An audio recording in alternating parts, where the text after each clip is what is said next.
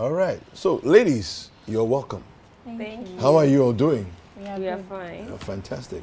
You're smiling. Yeah, and I like what I'm seeing, you know. I've already prepared the stew. And, oh, you prepared your stew? Oh, yeah, you know, I can close my eyes because I can see oil, I see pepper, I see cabbage. Yeah. And, I mean, the stew is sorted. And when we come here, I think that the granite soup is almost done. Oh, no, we we have started done. the soup. We've started the soup already. Yeah, the soup is almost done. Yeah. So, and you bath, that's why. We bath and we have dinner. Have you seen the garden? Yeah, I like that. And the ones I like, you know, fancy and boom and stuff like that. Everything's beautiful, beautiful. Ladies, this is great. So who does what? I do the granules product and the spills product. That's the shea butter, the black soap, and the honey. Okay. Okay, so let's take a look at it. So we have these ones here. This is granite, right? Yes, this is coated granite. All right, and that's shea butter over there. Yes. Okay. This is black soap. Okay. Yeah. So these are your products. Yes. Wow. And this influx dry chutney powder. Yes, is that what is inside? Yes, that's what they use for the kebab. Oh, that. Wow. So this. Okay, so do you have to add something to this to get a kebab powder?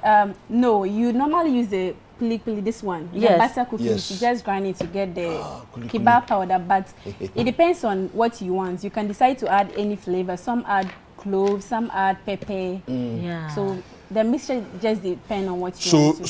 So this as it is, if you scoop and you sprinkle on kebab, we're good perfect, to go. Yeah. Okay. You like it. Some sauce and So how long have you been doing this? For the past 3 years. Okay. And you came up with all these products in 3 years? Yes. Hey. I started with the influx, but in 2020, when the COVID happened, I was waiting for certification since it's under food products. Yeah. And I just wanted to do something productive. So I started with the shea butter and the black soap, where I just posted it on Facebook. And a lot of clients reached out to me from South Africa, Zambia, Zimbabwe. Oh, wow. They needed it. International businesswoman. So we never to export our products. Okay, that's beautiful. Olivia, these are yours. Yes. Okay. Talk to us about what we have here. Of course, this is cabbage. We can see it's cabbage. Yeah. But well packaged. This is nicely packaged. And this is the pepper. Yes. What are these ones called again? These are called the Scotch bonnet. Scotch bonnet, right? Yeah. Hey. Yeah, we know it. Packaged. Thanks to What's Cooking. What's Cooking, right? Yeah, yeah. So talk to us about the packaging and why you what you've decided to do with this. Okay, so we decided to start our vegetable farm because we realized that in the Upper West region, because we have only one rainy season, and most people tend to focus more on legumes and cereals.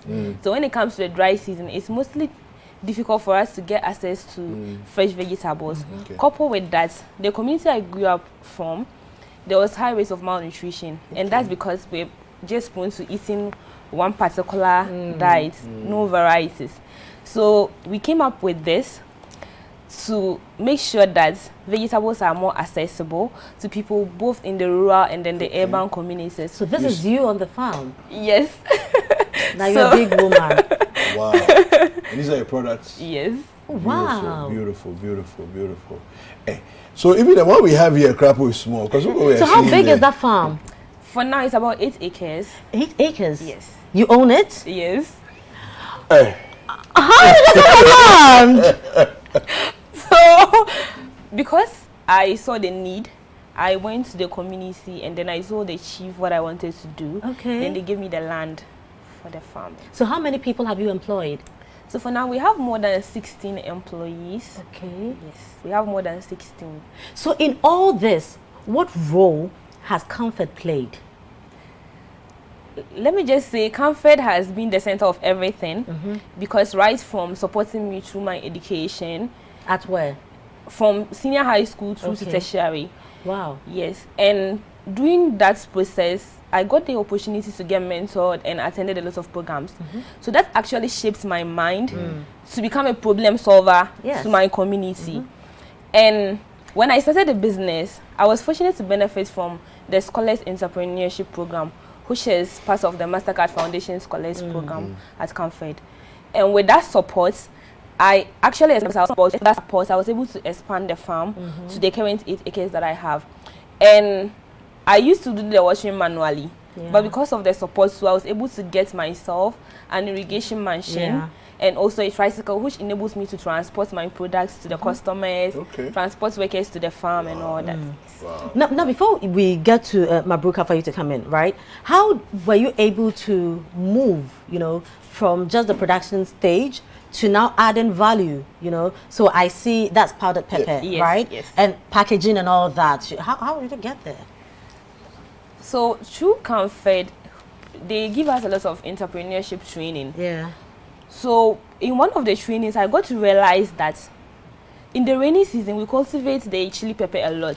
And then we used to sell just the dry one. Okay. But in one of the programs, I realized that I could actually process the chili pepper into something which is much more convenient and easy to handle as compared to what is in the market, where the local women just tie it in the polythene bags and it can best on their way. But with something like this, it's more durable and convenient, and you can just open and use it, and then you preserve it back.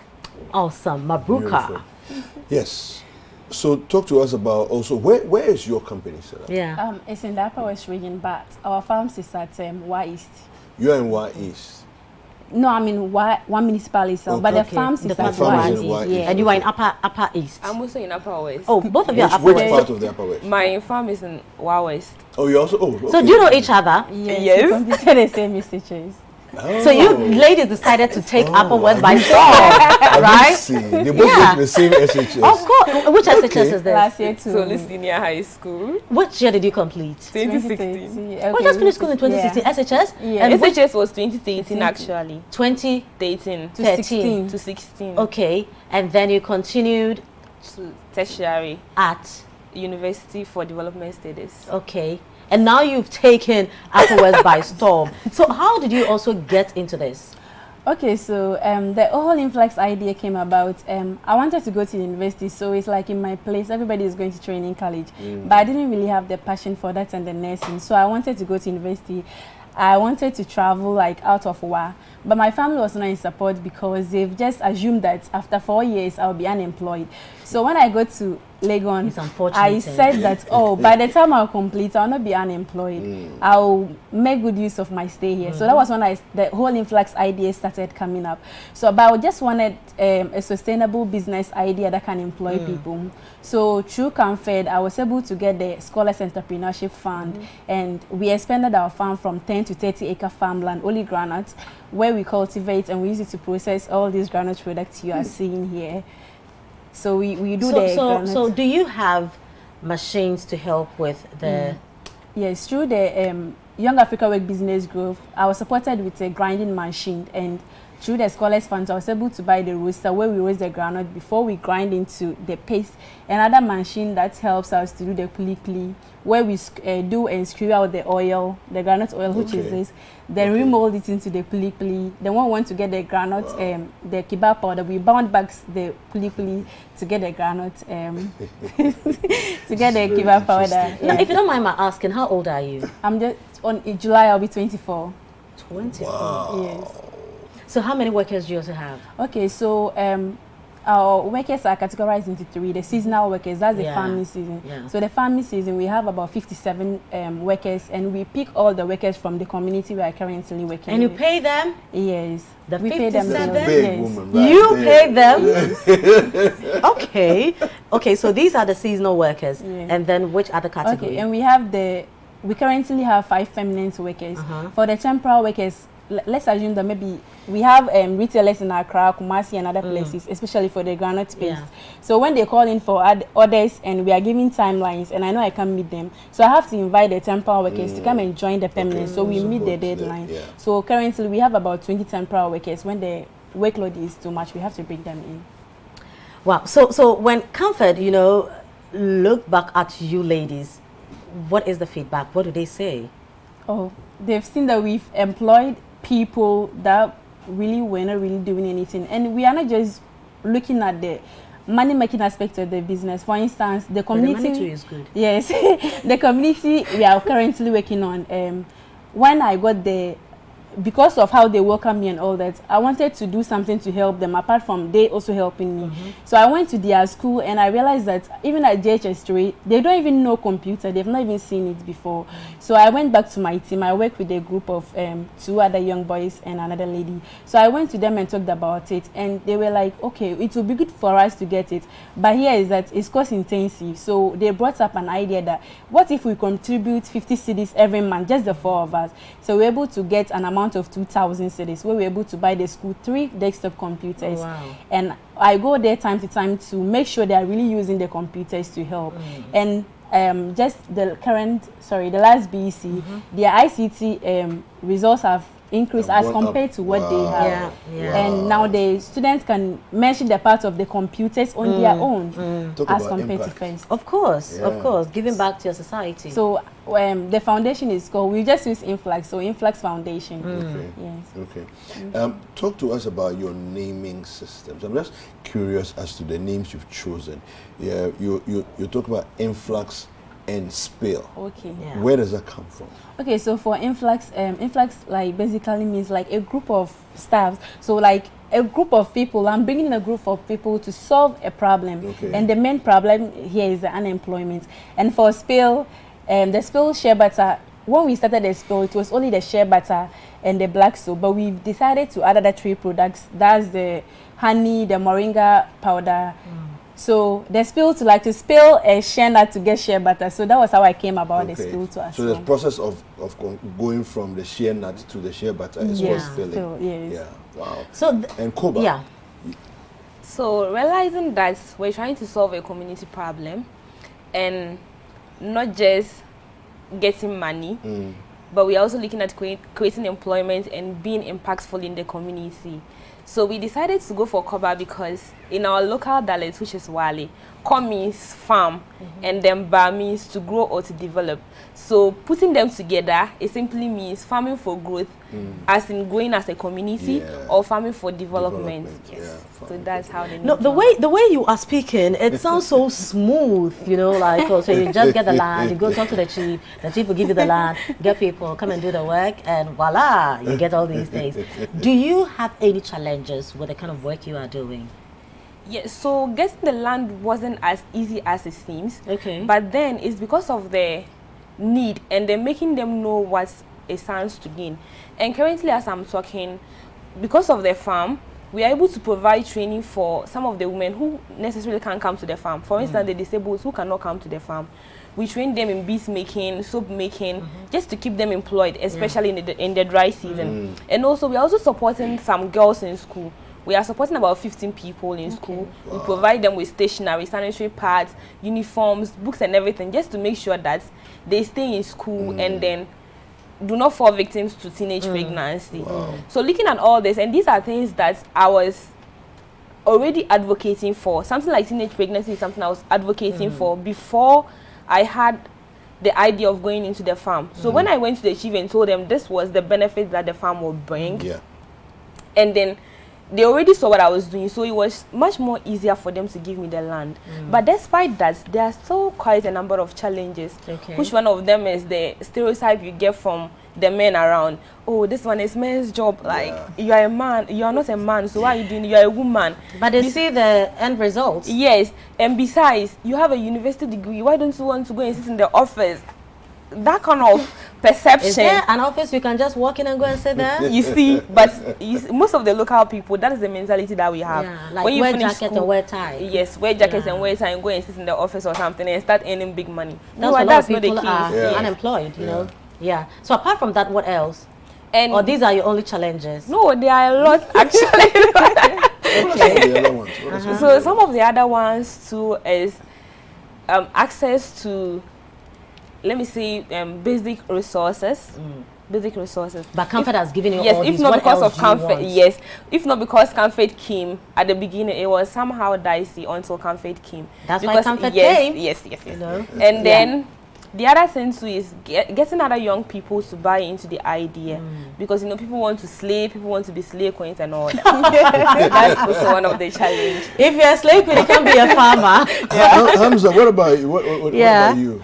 Okay, so like she said, the stereotypes, like you'll be like, oh, you've just completed Legon. I'm not even doing my service. I just I've dedicated my whole service year to that. I don't know.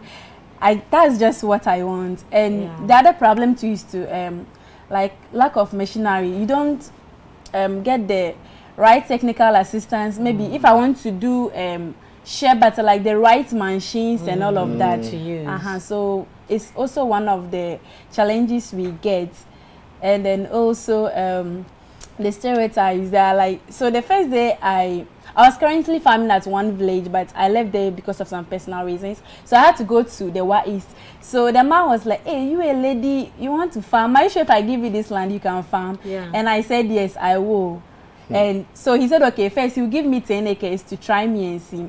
But I told him, well, I wanted to farm more than 10 acres, like 30 acres. So if he give me the land, I'll be able to do it. So when he gave me, now he have given me over 100 acres. He told me if I want, I should even come and take more acres. Wow. Because of like what he have seen us doing and all of that. And all the workers that work with us, we don't go to take them from what they are all from the community we are working with. So what advice, do you have for people who would also, young ladies who would also want to be in your shoes, who need support, who need help? Okay, the first thing I would say is that you first need like a very good idea, because Camfed or any other organization or MasterCard will not just invest money in an idea they know that will not yield much results or will not match their objectives. So you have to get a very laudable idea, and you should know how to pitch your idea, because basically all this the financial aspect of business is funded by all these organizations, and it's not just as easy. You have to pitch those ideas, so you should know how to pitch your idea very well to investors and all of that. And it's not easy, like as you said, but the passion for the business is like what makes us do it. At times you get up, you are feeling lazy, you don't want to do anything, but you look at the passion and the vision you have for the business. You have like, to get up. I have to get up and do something. Awesome. Wow. Thank you very much for sharing your story with us. It's amazing. I'm totally blown away by the successes you've chalked so far. We wish you well in the future, and hope that you can double what you're doing here, triple what you're doing here, and impact many more people. All right, we have some messages from social media. I think it's from Facebook. This one, and I'm sure these are some of your people that are watching. Mohammed Rufia says, so proud of you, girls. And it says again, Camfed to the world. Akosia Safo says, I'm really proud of you, Mabruka. And Prosper Lakugnon says, proud of you, Olivia. And also it's Delali Kodo is also saying, proud of you, Olivia. So thank you very much. And we are proud of you as well. Olivia and Hamza.